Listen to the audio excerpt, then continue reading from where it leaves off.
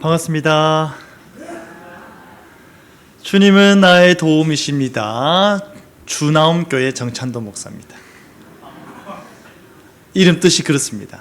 주님은 나의 도움이십니다. 시편 124편 8절 말씀.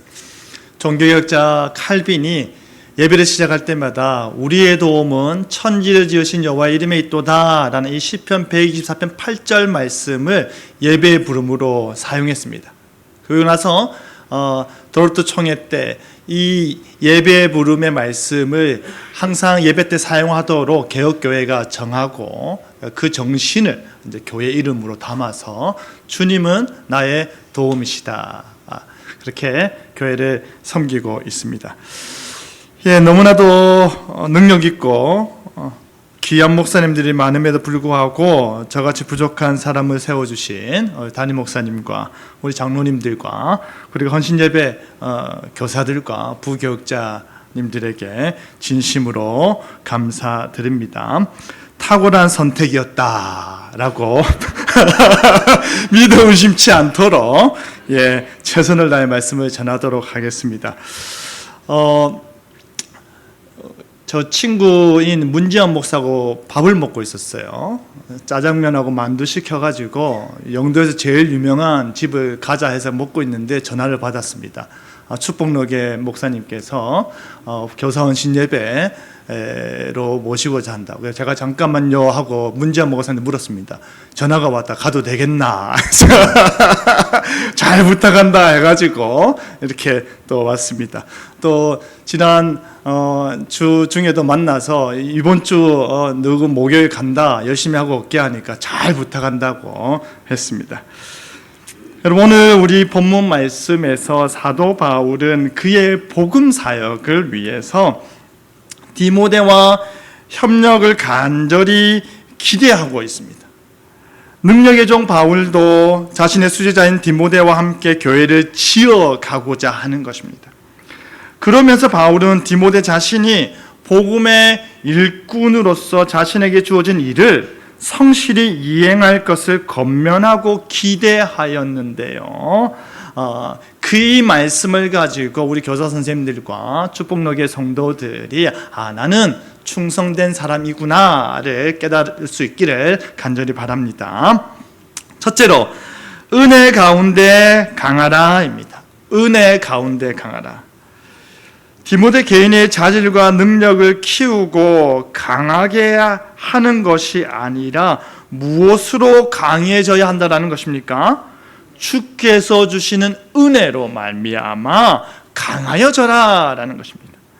많은 권한과 책임이 주어진 한 교회의 지도자라 하더라도 많은 양떼가 맡겨진 한 부서의 능력 있는 교사라 하더라도 성도인 우리는 결국 연약한 존재에 불과하기 때문에 무엇이 아니고서는 은혜가 아니고서는 어떤 교회 사역도 울리는 꽹과리 소리에 불과하다는 것을 저도 잘 알고 여러분도 너무나도 잘 알고 있습니다.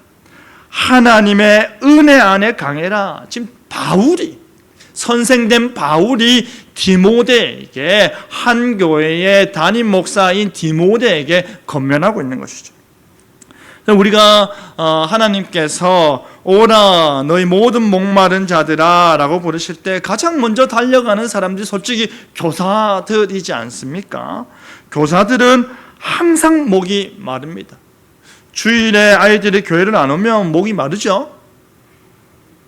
오늘 땡 잡았다 하는 분 아무도 없습니다. 그죠? 떠드는 아이들에게 소리 지르다가 목이 아프고 열도 나고, 그리고 이 아이들에게 부족한 사람이 말씀을 가르치다가 또 목이 마르고, 은혜로 상실되었던 옛 본성이 문득 매주일 주일학교 때마다 여러분 경험하고 있지 않습니까? 내 아이 같으면 한 대 집어갔을 텐데 하는 마음으로 참으면서 그리스도 안에서 양육하려고 하는 것이, 똑똑한 아이 때문에 때로는 목이 마릅니다. 질문도 하기 전에 대답을 해버립니다. 막. 그거 다 알아요. 이거죠. 그래. 아니까 끝마칩시다 하는 애들 있습니다.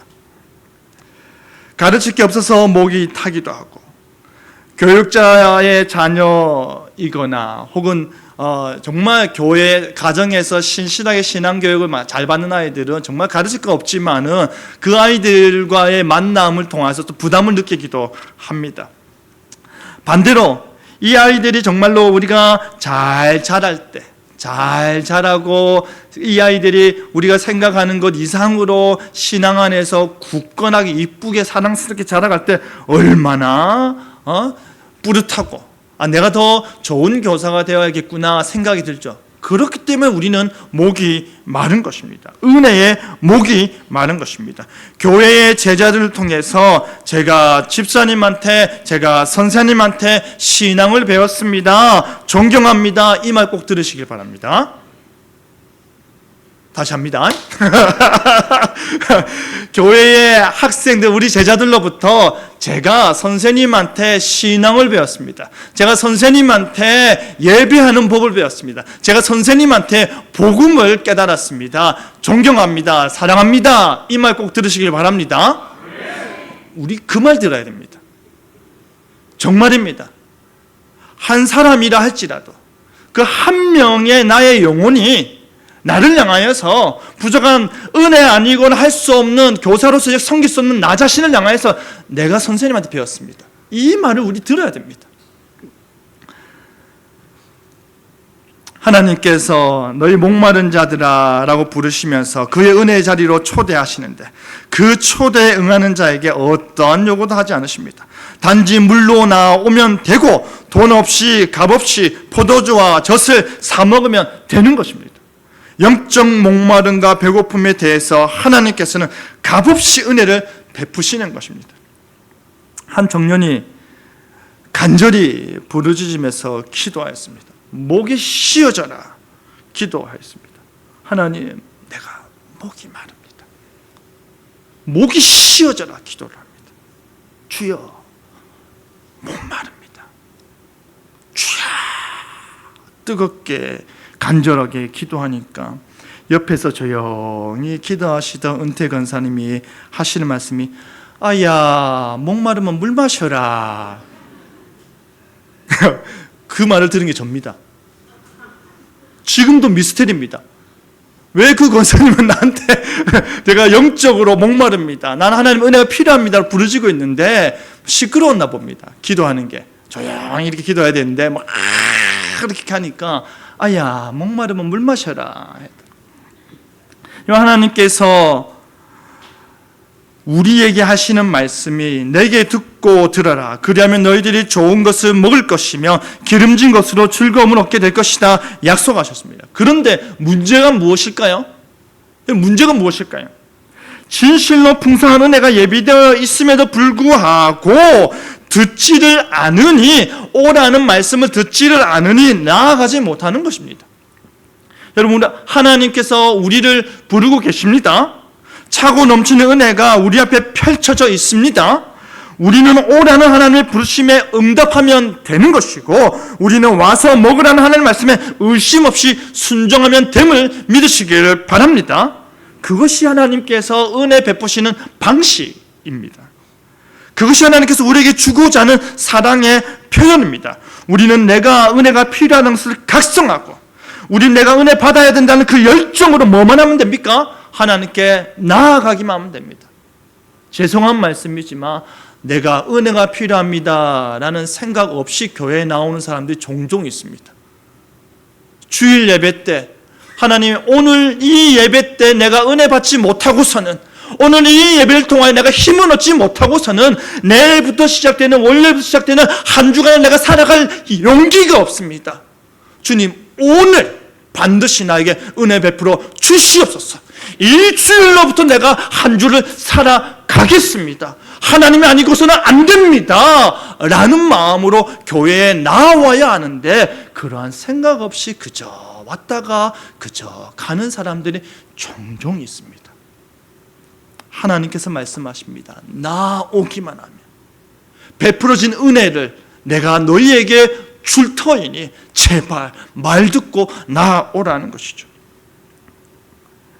그 열정으로 하나님께 나아가는 교사가 되기를 바랍니다. 그 마음으로 하나님께 나아가 은혜를 받아 누리는 여러분 되기를 바랍니다. 버림받아 마땅한 죄인들에게 하나님께서 그의 얼굴빛을 비추는 것이 어찌 은혜가 아니겠습니까? 하나님의 특별한 관심, 특별한 사랑, 특별한 은혜를 받는 여러분 되길 바랍니다. 많이 받으셨죠? 지금까지 신앙생활 하면서 하나님의 특별한 사랑, 특별한 관심, 특별한 은혜 많이 받았지 않습니까? 아무리 생각해도 이거는 내가 한 일이 아니다라는 것을 깨달을 때 그럼 누가 했겠습니까? 하나님이 하셨다는 것을 우리가 깨닫게 됩니다. 그걸 깨달으면 어떻게 할까요? 말하고 싶죠. 자랑하고 싶죠.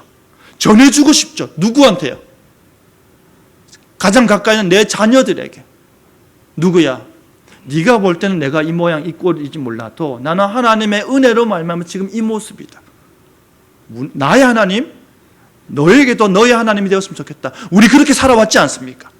그 마음으로 우리의 자녀들에게 신앙을 베풀어 주는 것이죠. 여기 교사로 섬기는 미혼 청년도 아마 있겠지만은 어릴 적 기억이 가물가물할 수도 있을 텐데요. 아이들을 키우다 보면 숨바꼭질 많이 합니다, 그죠? 해보셨죠, 그죠? 숨바꼭질 안 해봤습니까? 꿇어 앉아라. 우리는 신앙의 집안이다. 말씀 믿고 기도만 합니까? 숨바꼭질 많이 하면 저도 정말 많이 합니다. 예전에 제 아들과 숨바꼭질 하는데요. 이제 택배 박스를 들고 숨바꼭질 하자는 거예요. 그러면 이제 시작하더니만은 제 앞에서 택배 박스를 머리 쓰더니 숨었다 하는 거예요.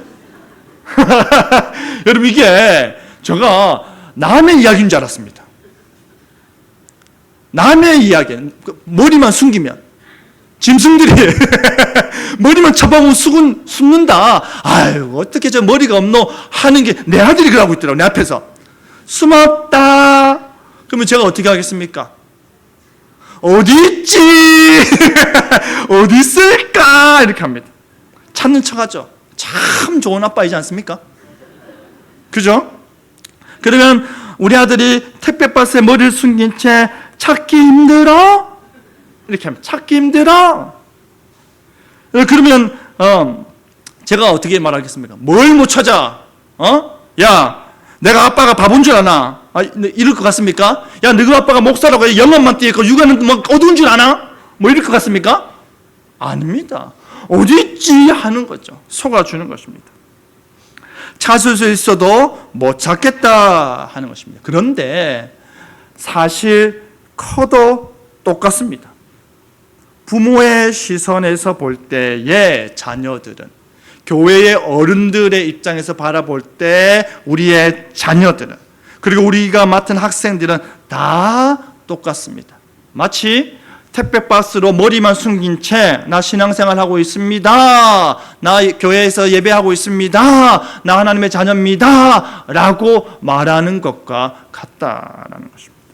사랑하는 우리 성도 여러분, 우리 하나님께서 한순간도 눈을 떼지 아니하고 우리를 바라보고 계심을 믿으시길 바랍니다. 하나님이 바라보고 계신데 그의 시선 안에 우리가 거하고 있고 그의 눈동자 안에 우리가 돌봄을 받고 있다면 어떤 어려움 속에서도 우리는 평강을 누릴 수 있는 것입니다. 그렇기 때문에 여호와는 그의 얼굴을 우리에게 비추사 평강 주시기를 원하시는 것이 우리에게는 넘치는 복이 되는 것입니다. 두려워하지 말라. 내가 너를 지켜보고 있다. 무서워하지 말라. 내가 너를 바라보고 있다. 내가 너와 함께하고 내가 바로 너의 하나님이 됨이니라. 아멘. 그뿐 아니라 바로 그 하나님께서 자기 백성들을 기쁨과 즐거움으로 환한 얼굴로 바라보고 계시며 그들로 인하여 기쁨을 이기지 못하시며 사랑하시는 것입니다. 좋아서 사랑스러워서 어쩔 줄 몰라 하시는 것입니다. 그 하나님이 여러분의 아버지 되심을 믿으시길 바랍니다. 그 하나님께서 여러분에게 은혜 베푸심을 믿으시길 바랍니다. 아버지 하나님의 은혜 안에 강하시길 바랍니다. 하나님이 강하시니 나도 강하다. 하나님의 은혜가 있으니 나는 은혜 안에 강하다 외치시길 바랍니다. 그리스도의 십자가 복음의 은혜 안에 강하시길 바랍니다. 성령님의 충만케 하시는 은혜 안에서 강하시길 바랍니다. 그 은혜 안에 날마다 강하여지는 여러분 되기를 바랍니다. 둘째로 충성된 자들에게 부탁하라입니다. 이제 바울은요, 교회의 지도자 된 그의 제자 디모데에게 들은 바의 내용인 복음을 충성된 자들에게 부탁하라고 합니다. 혼자서 감당할 수 없는 가르침의 사역을 충성된 일꾼들에게 나누어 주고 그들을 세워서 그들로 가르치게 하라는 것입니다. 본문에서 말하는 충성된 사람들은 바로 오늘날 교회 교사들이지 않겠습니까? 교사의 직무는 혹은 역할 자체가 너무나도 소중하고 중요함을 잊지 마시길 바랍니다. 교사인 여러분은 소중합니다. 교사인 여러분은 가치가 있습니다. 교사인 여러분은 기억될 것입니다. 아멘? 아멘입니다. 여러분이 목회자들에게 배우고 경건의 모양을 이루고 그것을 우리 아이들에게 가르칠 때 그 아이들이 또다시 충성된 사람이 되어서 그 복음을 지키고 그 복음을 보존하고 그 복음을 전하는 것입니다. 그렇게 충성된 사람으로 자라난 우리의 아이들이 이 교회를 지키고 이 교회를 섬기고 이 교회로 하나님께 영광 돌리게 되는 것입니다. 이렇게 비교하는 것 자체가 조금 큰 의미는 없을 수도 있는데요. 한번 들어만 보십시오. 교회에는 여러 봉사자들이 있습니다. 그렇죠? 그렇지 않습니까? 성가대원은 이제 멋진 가운 입고 교회 예배 영상에도 나오고 그리고 사람들이 다 보는 가운데서 성가대원을 합니다. 본인이 조금 실수해도 큰 지장이 없죠? 그죠? 연습 잘 못해가지고 입만 아무도 모릅니다. 딱 보다가 목사님이 셋째 줄에 테너 그 집사님 어떻게 입만 뻐끔뻐끔합니까? 하나님께 찬양하는데 이런 적 한 번도 없죠. 여러분 인생 가운데 아무도 뭘 안 합니다. 입만 뻥긋뻥긋해도 오호 해도 아무도 모릅니다. 주방 봉사는 어떻습니까? 이 무더위에 주방에서 온몸이 땀을 흘리면서 음식을 하고 설거지를 하는데 맛이 있니 없니 싱겁니 짜니 짜증도 나고 주일 봉사 끝나고 월요일 다 어디 갑니까? 다 침 맞으러 가잖아요. 그죠? 그래서 다 주일날 아니 일주일 내내 뭐 2인분 3인분 하다가 주일 와가지고 100인분 200인분 하면 다 침 맞으러 갑니다. 월요일에 침 맞으러 갈 수도 있습니다. 그래도 어떻습니까?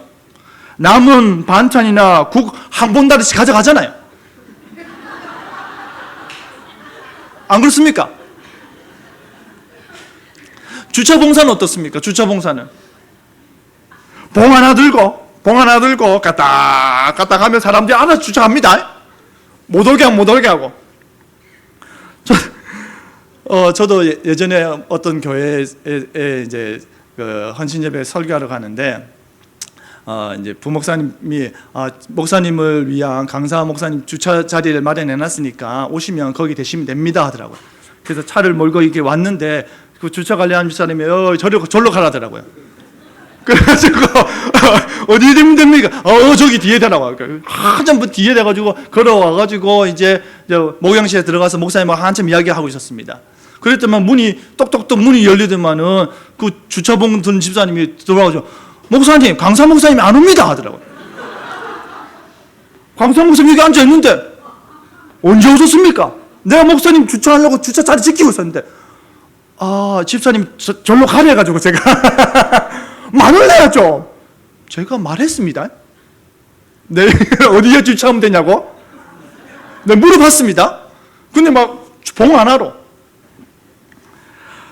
하나로 지시하고 한다 하더라도 여러분 성가대가 찬양을 못하고 식당 반찬이 맛이 없고 주차관리 집사님이 말없이 봉으로 지시를 한다고 해서 교회에 안 나오는 사람은 거의 없습니다.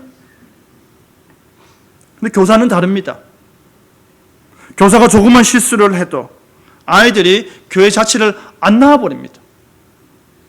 교사가 조금만 실수를 하고 조금만 못하다도 아이들이 교회를 끊어버립니다. 부모한테 전화가 옵니다. 교사는 그렇습니다. 여기서 말하는 충성된 사람은 한편으로 믿음직한 사람들입니다. 진실한 사람입니다. 신실한 사람입니다. 하나님의 은혜의 복음을 제대로 믿고 그 복음 안에서 진실하게 살고 경건의 훈련에서 신실히 임하는 사람입니다. 그들에게 복음을 전하고 가르치는 사역을 맡기는 것입니다. 그래서 그들도 또한 다른 사람을 가르칠 수 있도록 하라는 것입니다. 그들은 그리스도 예수의 은혜 가운데서 강한 사람들이기 때문입니다. 더욱더 신실하게 그 은혜를 사모하는 사람들이기 때문입니다. 여러분이 바로 그 충성된 사람들임을 믿으시길 바랍니다. 여러분이 바로 그 충성된 사람이라는 사실에 자부심을 가지시길 바랍니다. 나는 교회의 교사다. 나는 나에게 맡겨진 저 영혼들에게 복음을, 하나님의 말씀을, 하나님의 신앙을, 하나님의 언약을 그 아이들이 지켜 받아 누리고 그 안에서 자라날 수 있도록 가르치는 중요한 임무가 있다. 나는 축복로교의 교사다. 자부심이 있기를 바랍니다. 여러분, 아람 왕으로부터 나아만 장군의 병을 고쳐달라는 서신이 왔습니다. 이스라엘 왕이 어떻게 했습니까? 그 서신을 받고 자신의 옷을 찢었습니다. 왜 찢었습니까? 아람 왕이 이 편지를 가지고 지금 우리를 공격할 비밀을 찾으려고 하는구나. 내가 어떻게 자기 나라 장군의 병을 고칠 수 있겠느냐. 이거는 책 잡아서 공격하려고 하는구나 라고 했던 것이죠. 그러니까 당시 엘리사가 어떻게 했습니까? 왕이여, 왜 옷을 찢습니까? 그를 어떻게 하라? 나에게 보내시옵소서. 그러면서 뭐라 했습니까? 그 사람을 내게 오게 하소서. 그가 이스라엘 중에 누가 있는 줄 알게 하리라? 선지자가 있는 줄 내가 알게 하리라. 이스라엘 가운데 하나님의 말씀을 받드는 자가 있는 줄 알게 하리라. 이스라엘 가운데 하나님의 말씀을 선포하는 자가 있는 줄 알게 하리라. 이스라엘 가운데 하나님의 통치와 역사와 능력이 나타남을 내가 알게 하리라. 왕이여, 왜 옷을 찢습니까? 했던 것 아닙니까? 이스라엘에 하나님의 말씀이 있음을 알게 하겠다. 이스라엘에 하나님의 다스림이 있음을 알게 하겠다. 이스라엘에 하나님이 계심을 알게 하겠다. 지금 예배 가운데 하나님의 충성된 일꾼이 있음을 알게 하시길 바랍니다. 하나님의 말씀이 있음을 알게 하시길 바랍니다. 하나님의 은혜가 있음을 알게 하시길 바랍니다. 여러분의 교회에 하나님의 은혜로 사람이 세워지고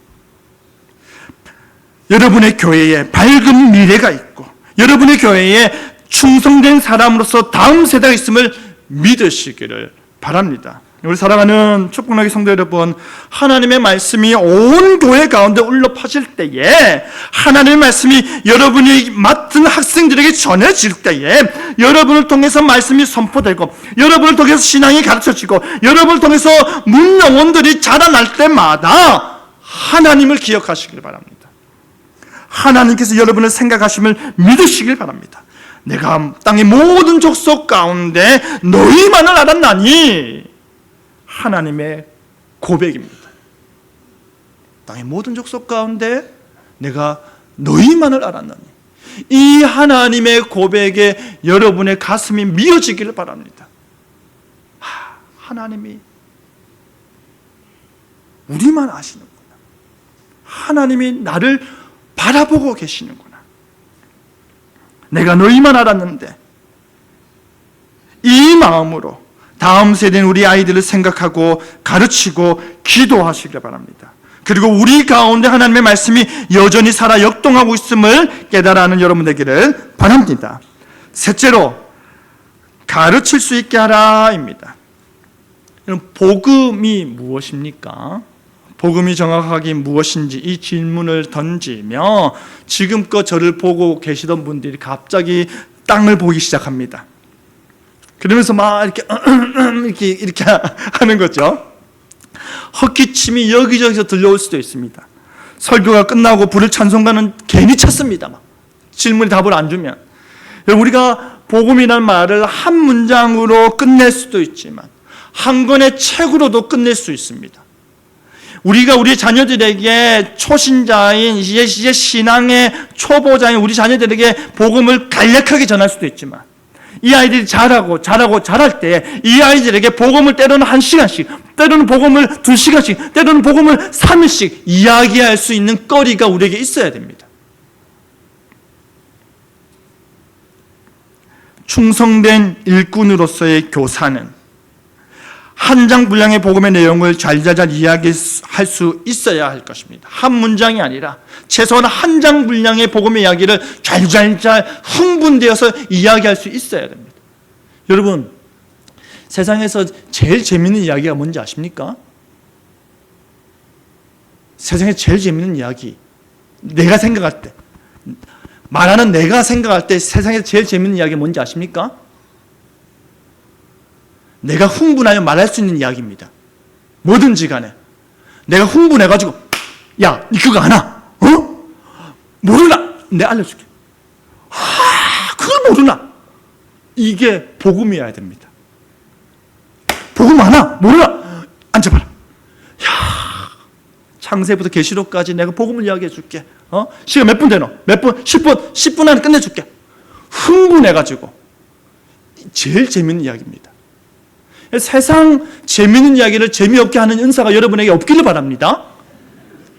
세상 가장 흥분되고 가장 복되고 가장 좋은 게 복음 아닙니까? 좋은 소식, 기쁜 소식, 복된 소식. 근데 이 좋고 기쁘고 복되고 행복한 소식을 재미없게 전하면 되겠습니까?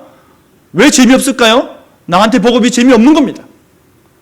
나한테 복음이 기쁘지 않는 것입니다. 나한테 복음이 행복하지 않는 것입니다. 여러분, 복음이 우리에게 말을 겁니다.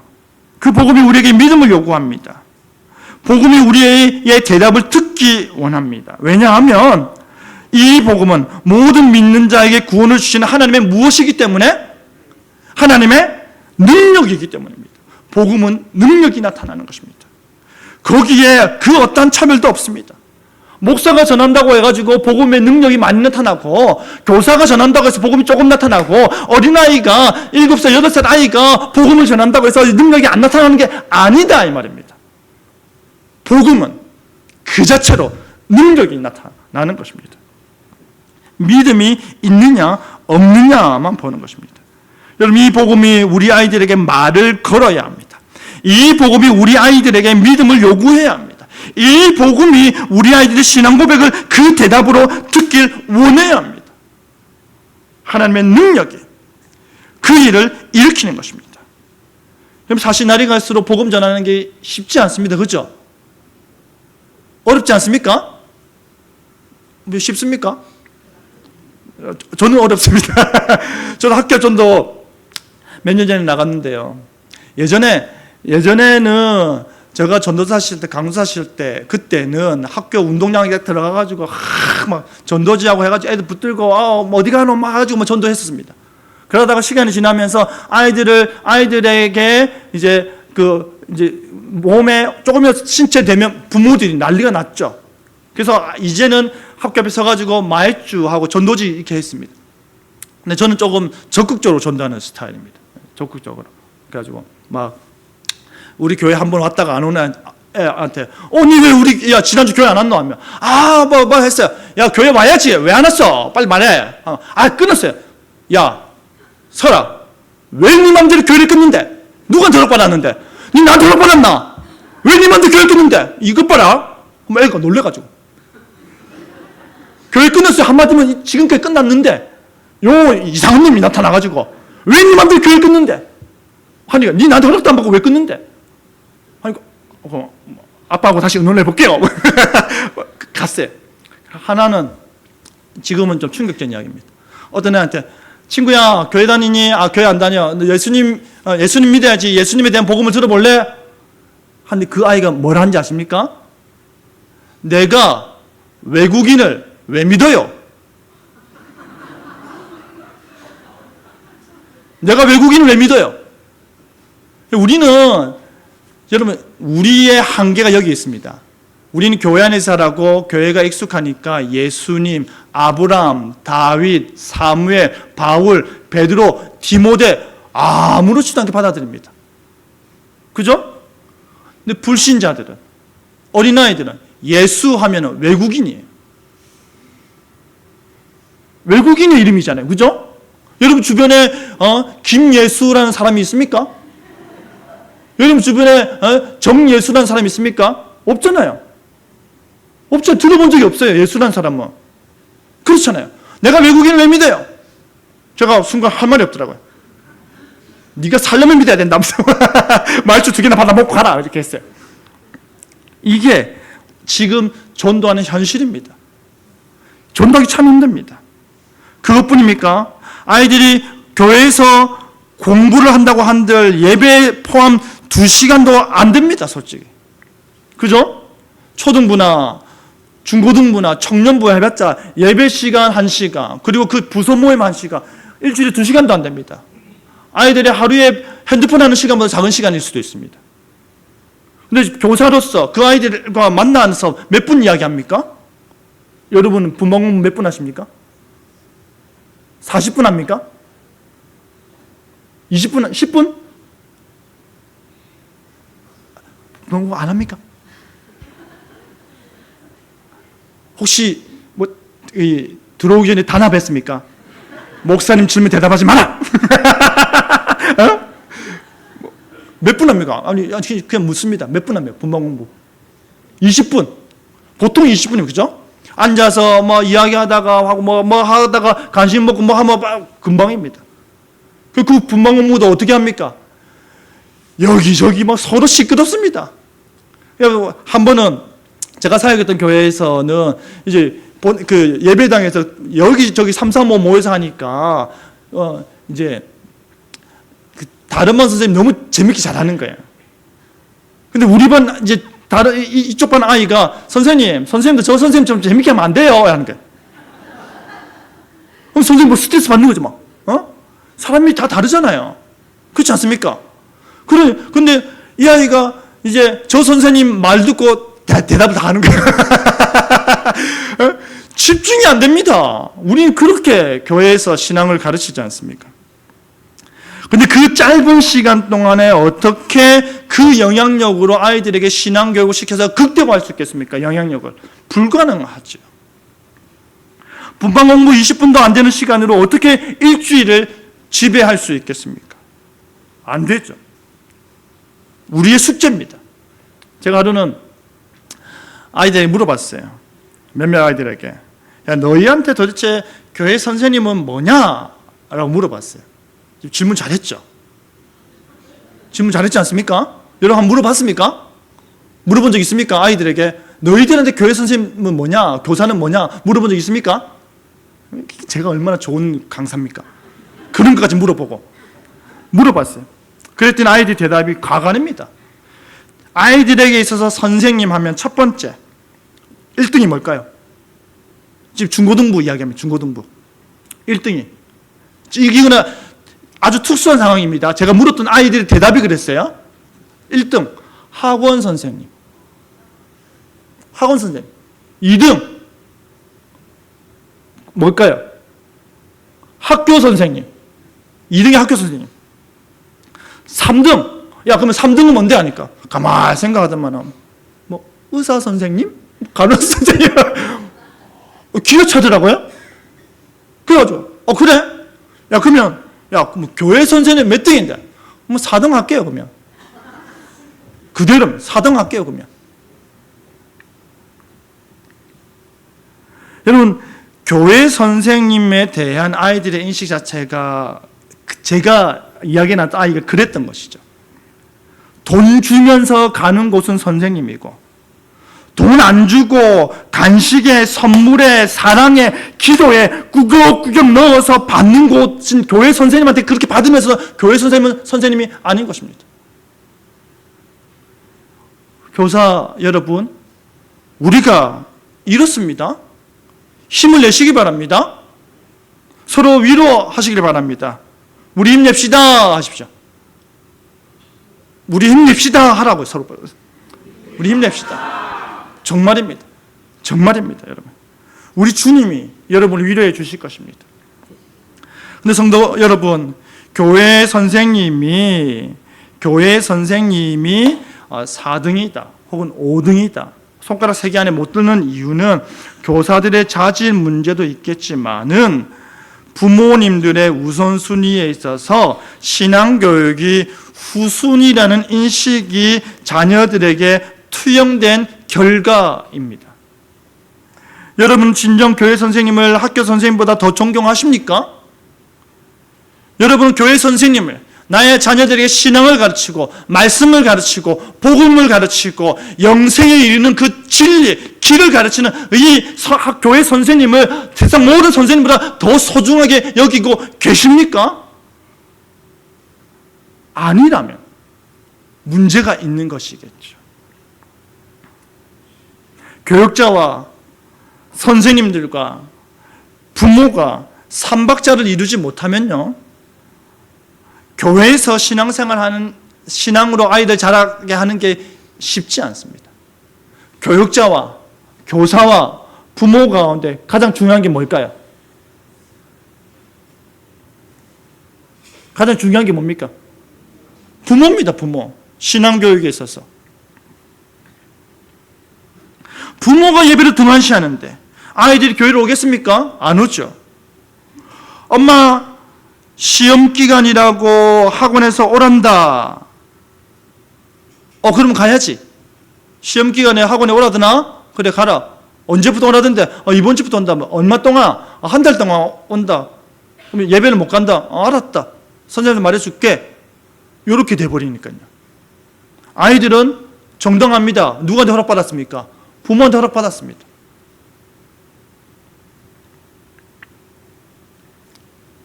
예전에 제 친구 목사님이 하루는 전화가 와가지고 하소연 하더라고요.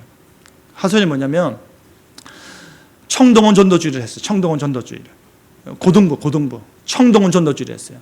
근데 그 교사 중에 한 분이 그 제일 많이 모은 거예요.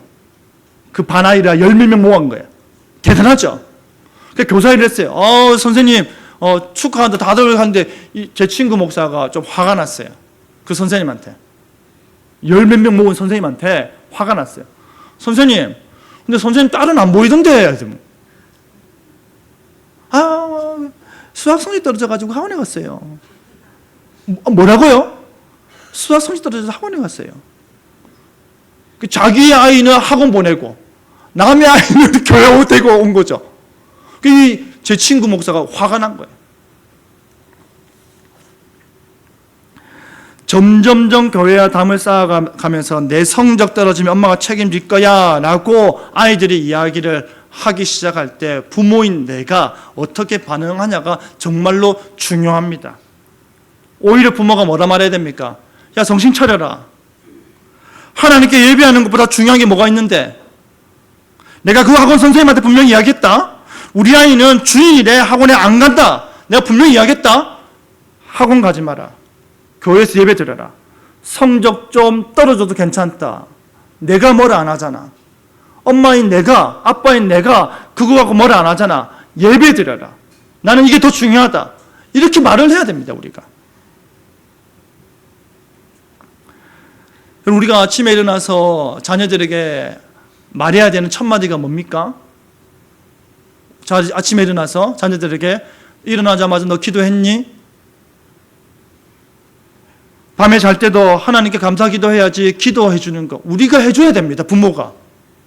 부모가 집에서 아이들에게 신앙 안에서 함께 생활하는 게 훈련이 안 되고 부모가 반드시 이 아이가 신앙 안에서 어떻게 해야 되는지를 지침을 주지 않으면 일주일에 2시간도 아니고 20분 만나서 아이들의 신앙을 가르치는 교사의 힘은 미미해지는 것입니다.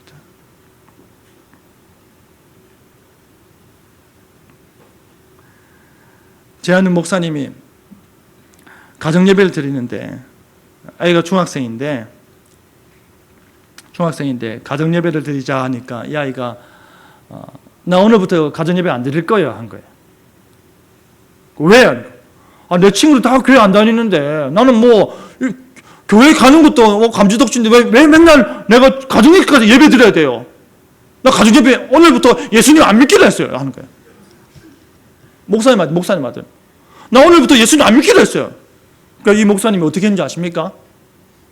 알았다. 그럼 오늘은 가정예배 없다. 대신 오늘 전도 집회를 하겠다. 앉아라. 1시간 동안 복음을 전했어요. 오늘은 전도 집회 하겠다. 1시간 동안 복음 전하니까 복음 끝에 걔가 뭐라 했는지 아십니까? 교회 갈게요. 부모가 자녀들에게 신앙이 가장 소중한 가치라는 것을 가르쳐야 됩니다.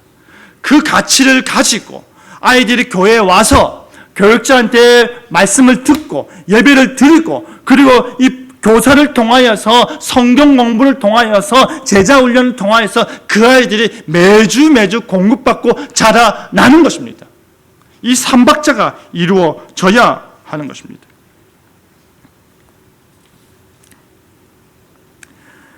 베드로가 예수님을 만났을 때 이런 말을 했습니다. 주여 나를 떠나소서 나는 죄인이로소이다. 이 고백은 그냥 나온 것이 아닙니다.